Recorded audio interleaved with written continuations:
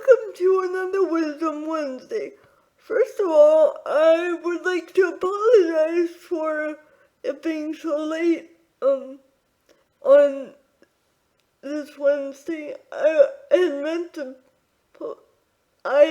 to video this last night, but we were having a Sweet 16 party for my niece, so everything went well. But that being said, let's get back to Wisdom Wednesday.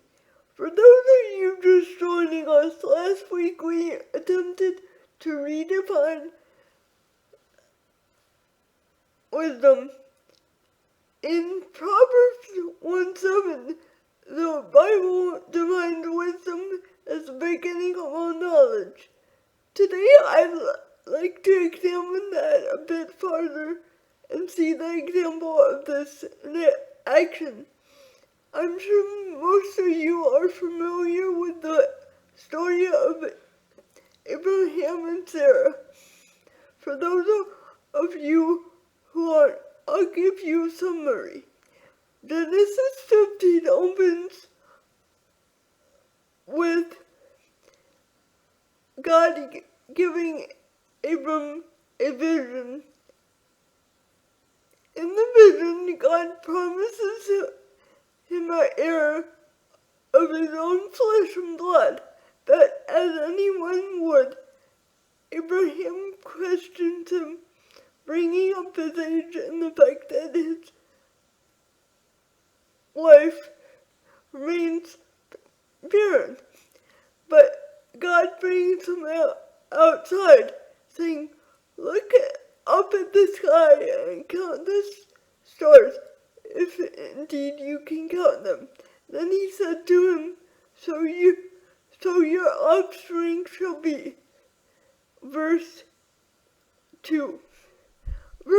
5, he believed it, and God credited it to him as righteousness. Excuse me as I go on to the next page of what I wrote. Wake up. Go right one. Go right one. Go to sleep. Fast forward 10 years later, and we see doubt begin to creep in, at least on Sarah's side.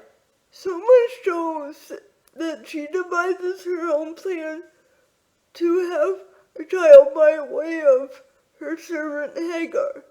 To please his wife, he agrees, and Sarah gets her wish as Hagar becomes pregnant and names the boy Ishmael. In Genesis 17, Abraham is once again reminded of the promise that God made to him, that he would have an heir. Keep in mind, at this point, he is 99 years old. Even so, Abraham is overcome with guilt and falls face down in worship. Despite his disobedience, God remains faithful in keeping his covenant with Abraham. It is that time that God renames Abram to Abraham. That's why I keep slipping up and calling him Abraham. And introduces the act of circumstance. Sorry, I keep slipping on the words.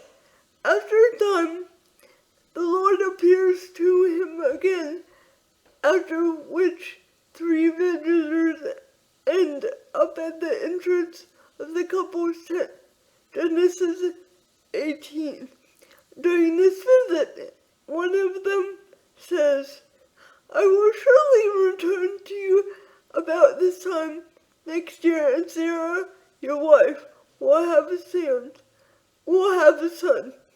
Everything happened as God said it would, and it's wake up, go right one, go to sleep. At the ancient age of 100, his wife gave birth to a son and named him Isaac. 8 days later, Isaac was circumcised. The craziness doesn't end there. In Genesis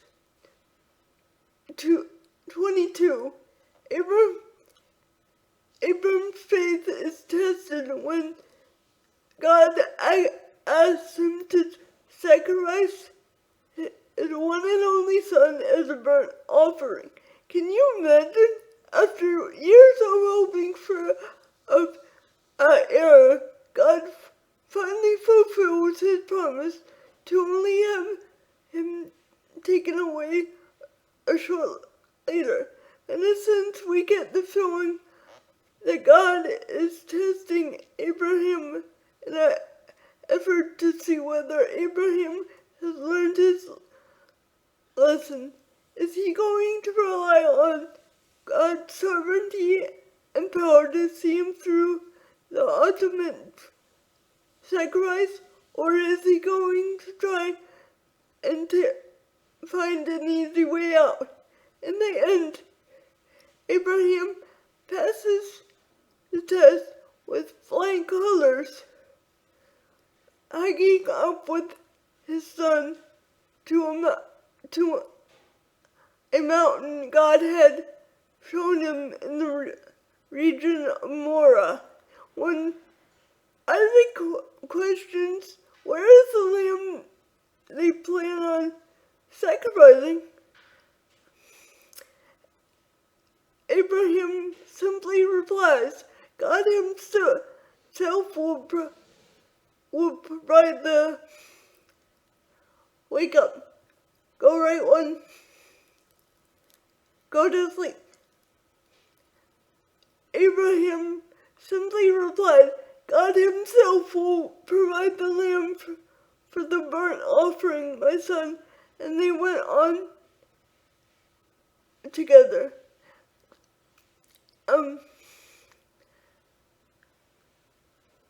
Genesis 22:8.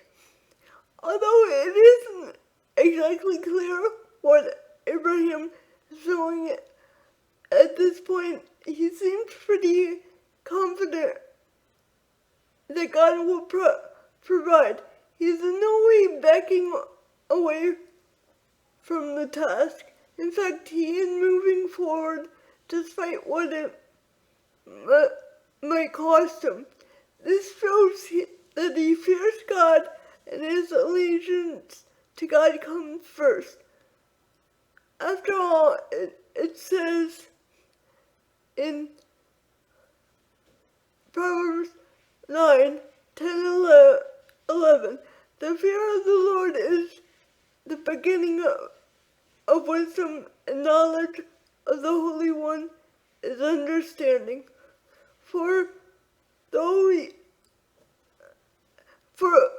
through wisdom your days will be many, and years will be added to your life.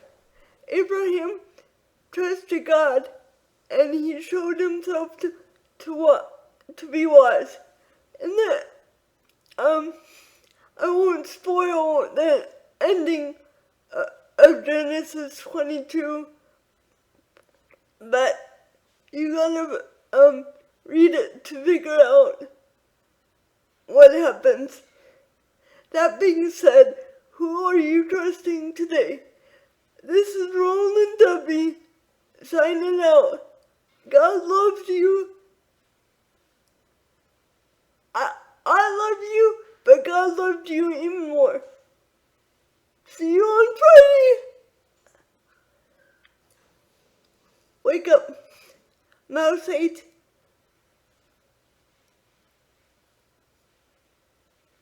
Candle. Minimize window. Press spacebar